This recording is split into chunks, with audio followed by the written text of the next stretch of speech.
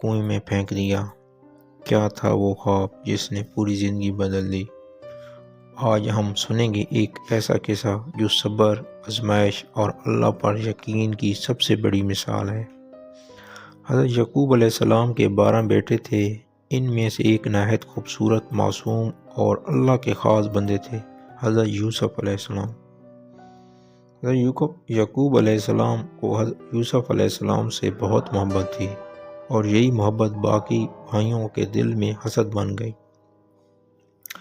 ایک دن حضرت یوسف علیہ السلام نے اپنے والد سے کہا، ابا جان، میں نے خواب دیکھا ہے کہ 11 ستارے، سورج اور چاند مجھے سجدہ کر رہے ہیں۔ حضرت یعقوب علیہ السلام سمجھ گئے کہ یہ خاص خواب ہے، اور فرمایا، بیٹا، یہ خواب اپنے بھائیوں کو نہ بتانا، وہ تمہارے خلاف ہو سکتے ہیں۔ بھائیوں نے سوچا، یوسف کو ختم کر دو تاکہ ابا کی محبت سے ہماری ہو جائے۔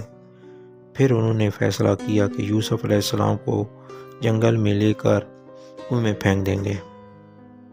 وہ یوسف علیہ السلام کو بہانے سے ساتھ لے گئے اور ایک ویران کنویں میں پھینک دیا۔ وہ ننھا بچہ تاریکی میں تنہا رہ گیا، لیکن اللہ نے اس وقت وہی فرمائی، غم نہ کرو، ایک دن تم ان سب کو ان کے کام کی خبر دو گے۔ بھائی خون لگا ہوا کپڑا لے کر آئے اور کہا، ابا، یوسف کو بھیڑیے کھا گیا۔ حضرت یعقوب علیہ السلام نے صبر کیا اور فرمایا، یہ تمہارا گڑھا ہوا قصہ ہے، میں صبر کروں گا۔